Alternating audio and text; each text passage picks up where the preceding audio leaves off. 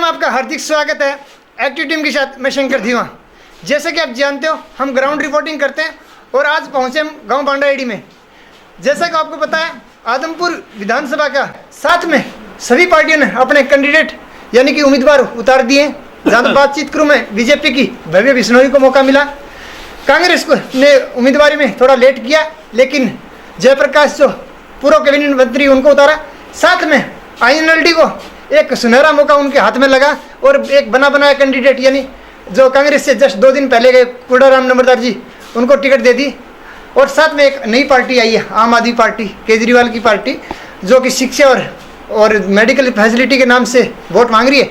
लेकिन जहाँ तक बात करूँ दिल्ली की ग्राउंड पे जो उनका काम है वो जीरो है। तो आज हम बातचीत करेंगे पूर्व कैबिनेट मंत्री और आदमपुर उपचुनाव के प्रत्याशी जयप्रकाश जी से। मैं एक बात आपको बता दूं, आज हम दूसरे पत्रकारों की तरह न तो हम ये बातचीत करेंगे कि रेणुका चौधरी ने कमल के फूल की मेहंदी लगाई है और ना हम ये बातचीत करेंगे कि जयप्रकाश जी ने उन 2009 में जो बोलते हैं कि नकली नोट बांट दिए। हम बात करेंगे मुद्दे की, हम बात करेंगे किसानी की, हम बात करेंगे महंगाई, रोजगार और युवाओं को क्या उसका क्या एक मैसेज देना चाहते हैं उसके बारे में। सर नमस्कार। नमस्कार जी। जैसा कि सर मैं बातचीत करूं आदमपुर विधानसभा और आज एक बहुत बड़ी बात आपके जो नामांकन हुआ उसमें भूपेंद्र सिंह हुड्डा जी ने यानी हमारे चीफ मिनिस्टर थे पहले, उन्होंने बोली उम्मीदवार तो सारे कांग्रेस के हैं। ये सही है। देखिए उन्होंने गलत नहीं कहा। आज ना तो भारतीय जनता पार्टी के पास कोई उम्मीदवार था हाँ। और ना ही आम आदमी पार्टी के पास था। और जहाँ तक सवाल है इंडियन नेशनल लोकदल का, इंडियन नेशनल लोकदल तो बुरी तरीके से फेल हो चुकी है। इंडियन नेशनल लोकदल के ऊपर या लोकदल को कि तो जनता का कोई विश्वास नहीं है। तो इसलिए सभी एक बात सारे कैंडिडेट चारों कांग्रेस के, कांग्रेस यही कह रहा हूँ मैं कि जब उनके पास कैंडिडेट नहीं थे, हमारे पास उम्मीदवारों की लाइन लग रही थी तो एक एक बेचारा उनने ले लिया, कोई खास बात नहीं। तो इससे आप ये हिसाब लगा लो कि जब उन पार्टियों के पल्ले कुछ है ही नहीं, कैंडिडेट ही नहीं, तो चुनाव कहाँ से जीतेंगे? तो जीत तो आप ही की है मतलब 100%। हाँ जी। दूसरा बात करूँ सर किसानी की, दीपेंद्र हुड्डा जी आए थे किसानों के बीच में और किसान आंदोलन का। आज तक मैं बात करूँ आदमपुर की, क्योंकि आदमपुर में चुनाव है, ये बालसुन गाँव में 3 बार धरना दे चुके हैं और कुलदीप बिश्नोई जी बोल रहे मैंने मुआवजा दिला दिया, आया नहीं अभी तक। आप भी बोल रहे हो कि थोड़ा बहुत मेरा भी हाथ है। सोनाली फोगाट जी ऊपर से लिखी बेचारी, भगवान उसकी आत्मा को शांति दे, वो भी एक बोलती थी मैं भी किसानों की तेजी हूँ। मुआवजा मिलेगा क्या? मुआवजा मिलेगा, लेकिन मैं थोड़ी सी एक चीज़ बताना चाहता हूँ कि कुलदीप बिश्नोई ये कहता रहा कि मैं विपक्ष का MLA हूँ इसलिए मैं मुआवजा नहीं दिला पाया, काम नहीं कर पाया। मैं बताना चाहता हूँ, मैं क्लास से जब कांग्रेस पार्टी ने मेरी टिकट काट दी 2014 में, तो उस वक्त मैं इंडिपेंडेंट निर्दलीय MLA जीता और विधानसभा में गया। मैंने भारतीय जनता पार्टी की सरकार का समर्थन नहीं किया। तो उस वक्त एक कलायत के इलाके में व्हाइट फ्लाई के नाम से मेरी एक सुंडी लगी और उससे नरमा की फसल बर्बाद हो गई थी। और मैं असेंबली का रिकॉर्ड देने के लिए नेट पे आप निकाल लो, मैंने विधानसभा में बात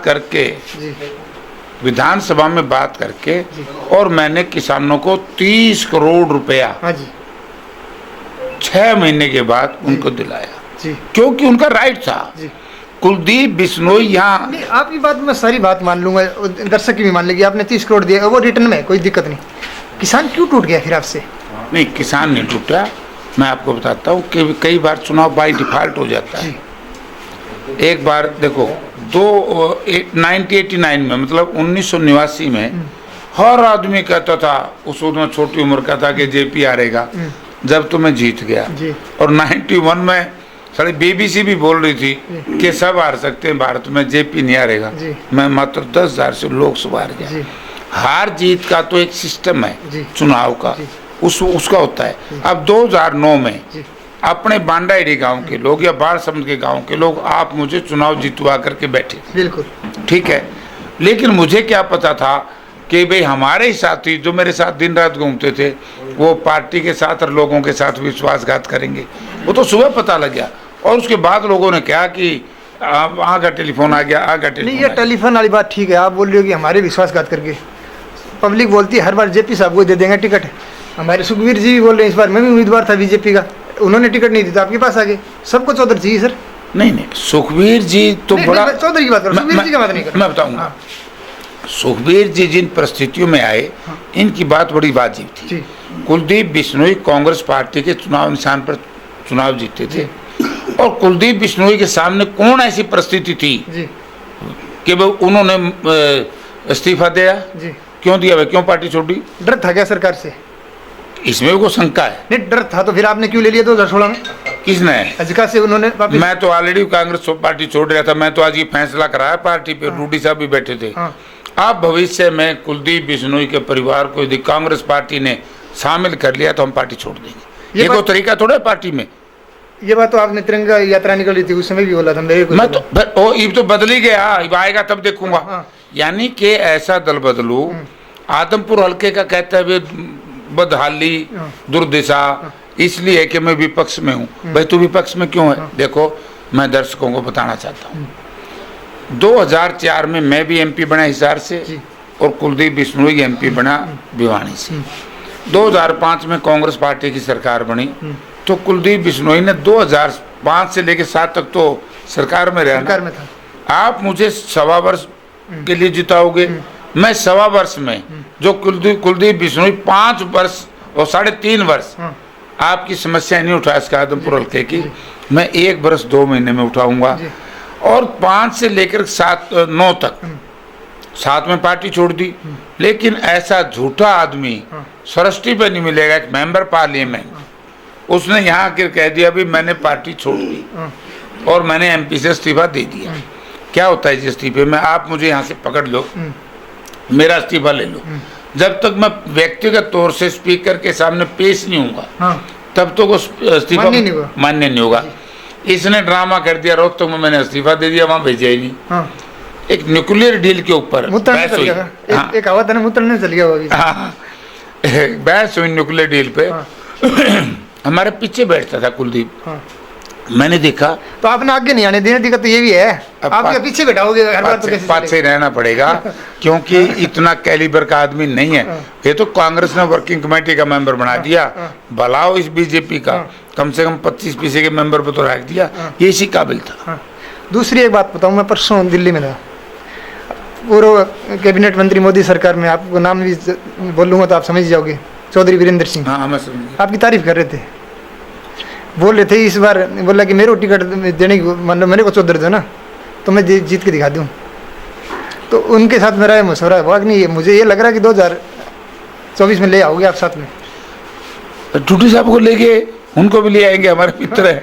अच्छा बताओ, बीजेपी साहूकार की पार्टी है, ये किसान और मजदूर की पार्टी नहीं है। बीजेपी है कहाँ सर? फिर वही बात कर रहे हो आप, बीजेपी तो है नहीं। मैं बता रहा हूँ बीजेपी क्यों नहीं है, सारे कांग्रेसी तो वहाँ पे। उसमें सारे हाँ तो ये तो सारे कांग्रेसी, तो फिर कांग्रेस ने वोट दे दो, पेंडा छुट्टे हैं। ये तो बहुत बड़ी पार्टी बदल रही है सर। जब एक ना मीडिया में बात करते हैं ना, तो एक बहुत बड़ा क्वेश्चन आता है, बोले भव्य बिश्नोई, बोला किसका? आपका था, कांग्रेस का। दुष्यंत चौटाला अपना था, और विजेंद्र सिंह, बोले तीनों ही हरियाणा जीतने के, मतलब सांसद एक है और सारे एक छतरी के नीचे, और कांग्रेस मतलब बिना बोले बिना लुगाई हो रही है, जब अलग अलग खंड है। देखो मैं बताता हूँ, कांग्रेस पार्टी नहीं संभालने की जरूरत नहीं है। अच्छा। कांग्रेस पार्टी में नेता तैयार होते हैं, भारतीय जनता पार्टी में नेता तैयार नहीं होते, प्रचारक तैयार करती है। अगर भारतीय जनता पार्टी के पास नेता होते तो भारतीय जनता पार्टी के उम्मीदवारों को टिकट देती। आप ये बताइए, डुड्डी साहब 24 साल से उस पार्टी में एक नहीं थे, और चेयरमैन बना दिया बोल रहे हैं। आन दे सरकार चेयरमैन, क्या पता नहीं ऊंचा बनाऊंगा। नहीं, बीजेपी ने बनाया था चेयरमैन। मैं को आन तो दे हमारी सरकार, उसे चेयरमैन तो बना दिया। बोला कांग्रेस झूठी है। मैं आपको बताऊं, आज की बात बताऊं, सुनो। नहीं मैं बताऊं, नहीं मैं पब्लिक बोल रही है, सुनो तो मेरी बात। मैं गया था कूड़ाराम जी के पास। अच्छा। मैं बोला जी 40 साल तक कांग्रेस में थे, और 2 दिन में मतलब इन्हें लो इतनी प्यारी लगी, मैं तो आपको जिला अध्यक्ष बना रहे थे, सुनने मारा चेयरमैन बना। बोला झूठ बोल रहे, आपने वादा किया था कि उनको, या फिर आप घर वापसी करना नहीं चाहते थे? आपने वादा किया था कि नहीं उनके साथ भाई जिला अध्यक्ष बनाएंगे? 2 दिन में ही कूड़ाराम ने पता लगी कांग्रेस झूठी है, फिर 3 दिन क्यों रहा? मैं आपसे पूछ रहा हूँ, जो आदमी 40 साल आपके साथ था, अब अभी वो बोला कि मुझे जिला अध्यक्ष बनाने की पेशकश करते चेयरमैन, तो मैं कुछ सोचता। आप गए देखिए, थे क्या उनके पास? मतलब जब आपका वो- कोई नुमाइंदा? जब वो पार्टी छोड़ गया, अपन उस पर चर्चा नहीं करनी चाहिए। अच्छा। लेकिन मैं उस बात पे एक चर्चा जरूर करूंगा। वो बेचारा किसी न किसी गलत फहमी का शिकार हो गया। वो हमारा मित्र है और इस चुनाव के बाद हम प्रयास करेंगे फिर से लाने की। आ जाएगा हमारी पार्टी में। जिस पार्टी में गया ना, उसके पल्ले तो कुछ है ही नहीं। हाँ। एक कहावत है, किसी आदमी की भैंस भागी हाँ। खूगी, आगे से आओ तो बाबा बोला, बाबा इस भैंस ने रिये बोला, बाबा अपनी खोए अंडे बैठ जो भैंसे रू तो करा रहूँ है। तो ये नल्लो वाले तो अपनी खोए अंडे हैं, कूड़ा राम ने बेचारे ने कहाँ बनावेंगे। तो हमारा साथी है, तो हम तो यही प्रयास करेंगे कि वो किसी भावना में बह करके या किसी कारण से वो तो वो बताएगा वो क्यों गया, लेकिन वहाँ पर उनका भविष्य तो आगे लगा ठीक, कोई नहीं, उसका कहाँ से होएगा। और आपका एक हमने एक मतलब कांग्रेस के मतलब जेपी साहब का हमने एक वो भी पोर्टफोलियो तैयार कर रखा है आपके प्लस में, एक प्लस पॉइंट और एक माइनस, यानी पॉजिटिव नेगेटिव। मैं बताऊंगा आप बताओ। आपकी बड़ौदा में चुनाव में जीत हुई, लाल ये अपना वहाँ पे कांग्रेस का प्रत्याशी जीता, भालू जीता, मतलब दीपेंद्र सिंह हुड्डा प्लस में आपकी इज्जत सबकी बची। इलाहाबाद चुनाव था, दूसरा भालू मतलब हमारा बिल्लू बोले INLD का, अभी सत्य जीता। अभी तीसरा लाल है। मैं बताता हूँ एक बारी, सुनियो मेरी बात। भजन लाल है, उसकी भी इज्जत दाव पे भव्य है, लेकिन बीजेपी के लिए माइनस फैक्टर भी है। दोनों बात उपचुनाव आ रही है, तीसरी बार यदि आप हरा देते हो हैट्रिक भी बनती है, और ये आपके लिए एक सुनहरा मौका हो सकता है शायद। ऐसा आप लोगों की भावना भी यही है कि भाजपा को हरा दे तो एक बार हरा देंगे, हरा दो। आप पक्का। दूसरी बात मैं सर बात करूँ थोड़ी मैं सी, तो कौन रहने वाला हूँ, नहीं जनता रहेगी, नहीं ये तो जनता तो देख रही है, जनता ही आपकी, इसलिए जनता की सवाल हम कर रहे हैं। दूसरी बात करें कांग्रेस की मैंने रैली अटेंड करी थी, बहुत तकड़ी रैली हुई थी आपकी, अल्लाह बोल रैली।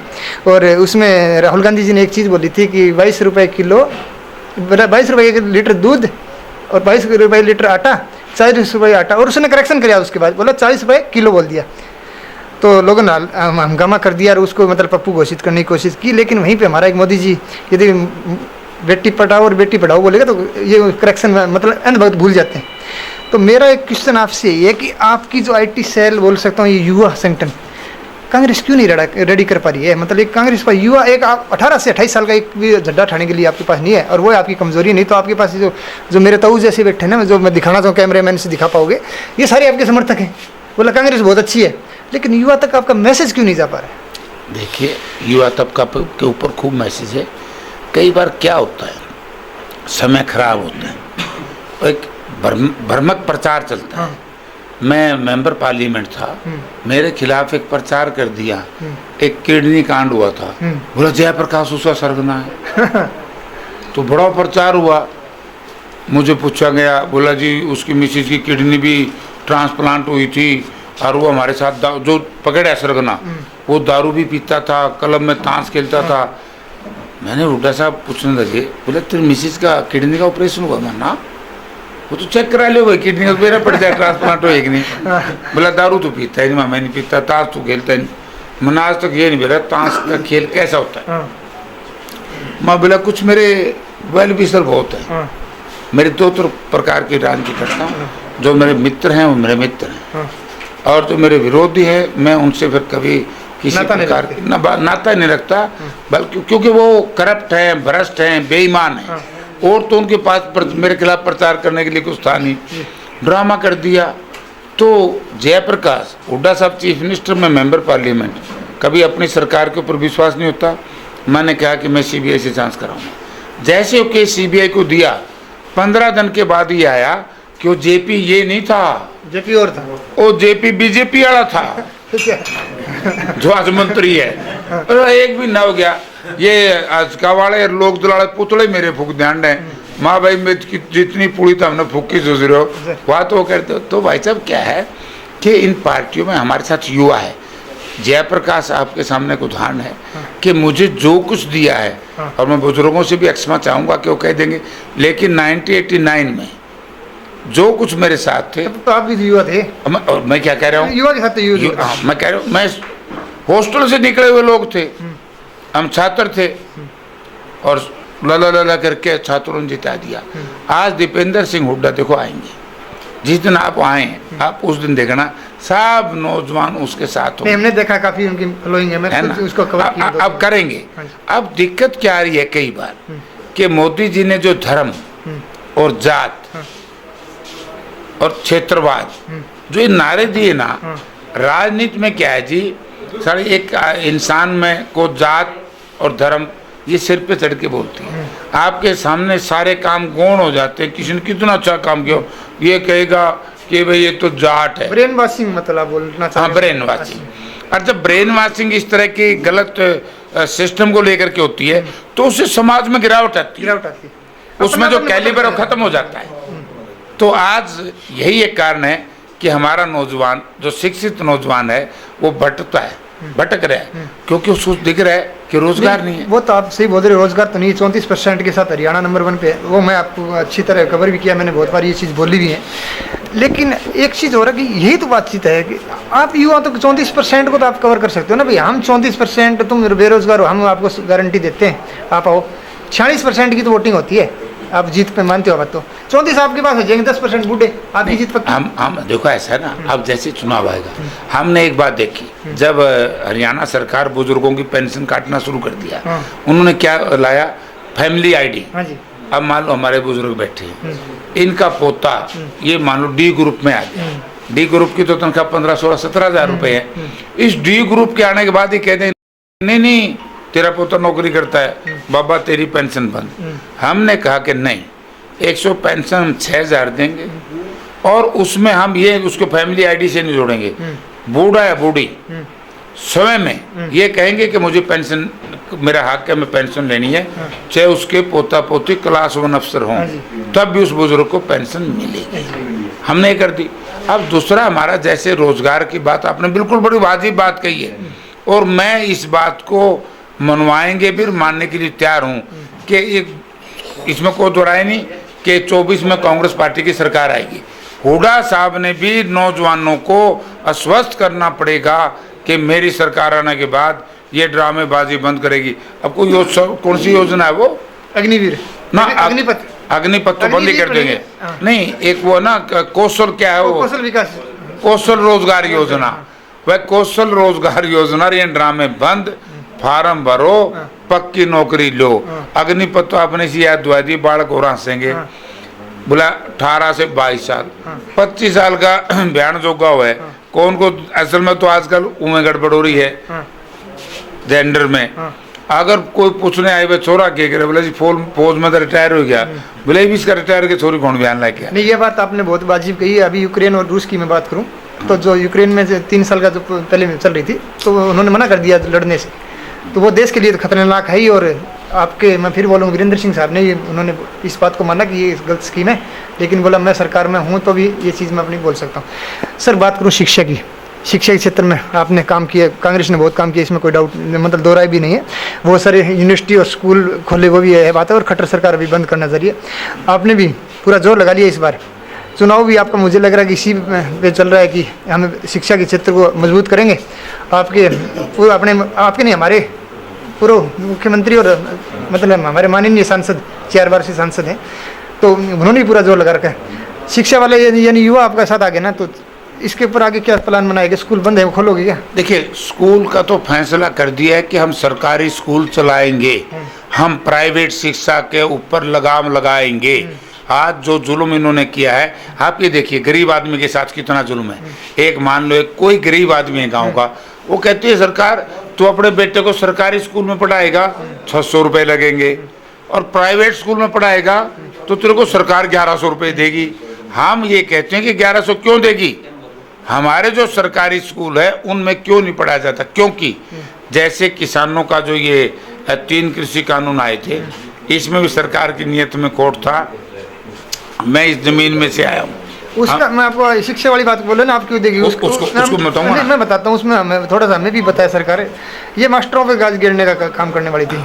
मैं उसका एक बहुत बड़ा उदाहरण सरकार में किसी मंत्री ने मुझे बताया था कि यदि हमारे पास प्राइमरी स्कूल में मान लो कि 50 बच्चे और हमें 5 मास्टर रखने पड़ रहे हैं, 80,000 रुपये देते हैं, 8-5 4 लाख रुपए ले जाते हैं मास्टर कोच में खा लेंगे। तो बोले 40,000 रुपये हम प्राइवेट में दे देंगे तो अच्छी शिक्षा लेगा, और बच्चा ये बोलेगा गर्व से मैं प्राइवेट स्कूल में पढ़ रहा हूँ। ये मैथ था। फिर थाने भी बंद कर दो। इनकी क्या लोड़ है? उनमें तो क्यों आमदनी को नहीं, आमदन है कुछ थाना में नहीं, मैं तो बताइए आपको। मैं भी ये कह रहा हूँ मैं MLA था बरवाड़ा से, और ओम प्रकाश चौटाला चीफ मिनिस्टर थे, उन्हें MITC कॉन्फेड ये सारी बंद कर दी। तो असेंबली में बहस होगी तो ओम प्रकाश चौटाला कहने लग गया बोले ये प्रॉफिटेबल नहीं है। मैं आपको बताता हूँ, प्रजातंत्र में चाहे भारत की सरकार हो और चाहे प्रदेश की सरकार हो, ये नफा और नुकसान कमाने के लिए सरकार नहीं होती, वो तो कॉरपोरेट हाउस होता है। सरकार वेलफेयर के लिए है, आम आदमी के, गरीब आदमी की भलाई के लिए है। जो समता का नारा था, जो समानता का नारा था, वो तो तभी दे सकते हैं हम कि जो आर्थिक तौर से कमजोर आदमी है हम उसको ऊपर उठाएं, तभी होता ना। आज आप हाथ देखिए, अगर इस तरह की शिक्षा का इन्होंने प्रोविजन कर दिया तो टीचर तो घर चले जाएंगे। लेकिन मैं पूछना चाहता हूँ उन मित्रों से, जियो मोबाइल आया, उन्होंने फ्री दे दिया।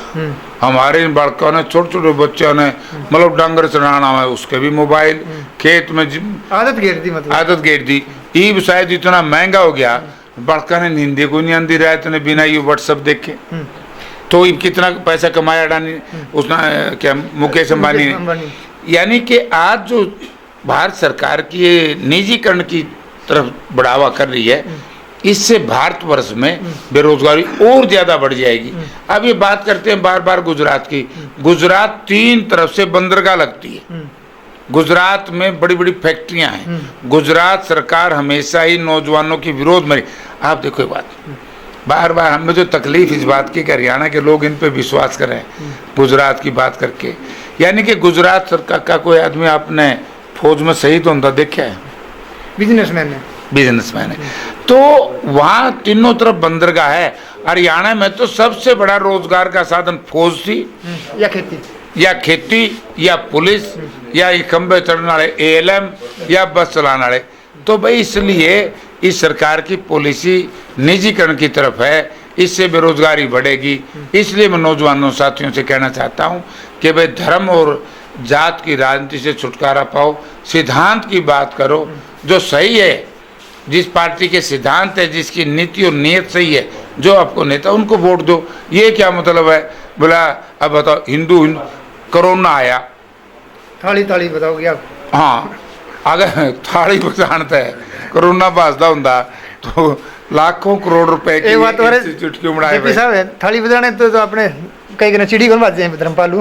हाँ, कोरोना कहाँ से बाजेगा? एक मेरा लास्ट में एक क्वेश्चन हो रहा है, क्योंकि आप भी जल्दी में चुनाव प्रचार का समय है। हाँ, डोडी साहब तो डंडा देंगे, क्योंकि भाभी ये भी तो 2024 में टिकट मांगेंगे आपसे।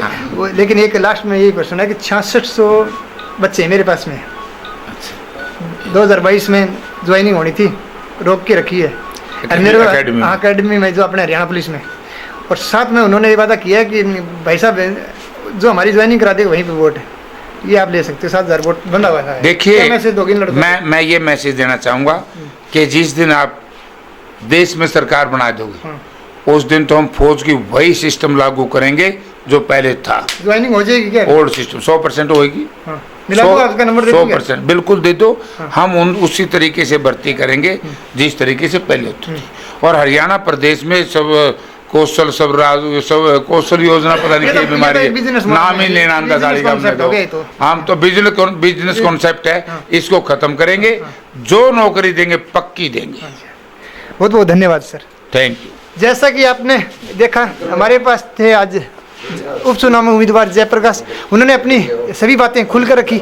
और मैं एक बात और बता देना चाहता हूँ, कांग्रेस हो या बीजेपी, एक अच्छे उम्मीदवार चुन सकते हो। और जहाँ तक मैं बात करूँ, हमारे पत्रकार महोदय जो पत्रकारिता करते हैं, जेपी साहब से भी मैंने देखा बहुत सारे उल्टे सीधे सवाल करते हैं। तो एक पत्रकार का ये बिल्कुल ही कर्तव्य नहीं बनता है कि 2009 में उन्होंने क्या किया और भव्य बिश्नोई क्या कर रहा है, ये क्या कर रहा है।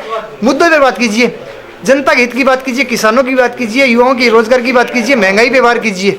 ये कोई तरीका नहीं है कि कौन मेहंदी लगा रहा है और किसने नोट दिए। यदि इतना कुछ होता तो आज हरियाणा में जो मैं बात करूं बीजेपी सरकार की, और इतनी जो रोजगार नहीं मिल रहा है, ये चीज़ें तो आपको आगे हैं। और ये चीज़ें रिटेल में, तो हमारी युवाओं से यही है कि आप एक पढ़े लिखे उम्मीदवार को साथ में अपनी, जो जेपी साहब ने बोला, जाति से उठ के वोट दें। आज बस इतना, कल फिर मिलेंगे एक नई मुहिम के साथ। तब तक के लिए जय हिंद, जय भारत।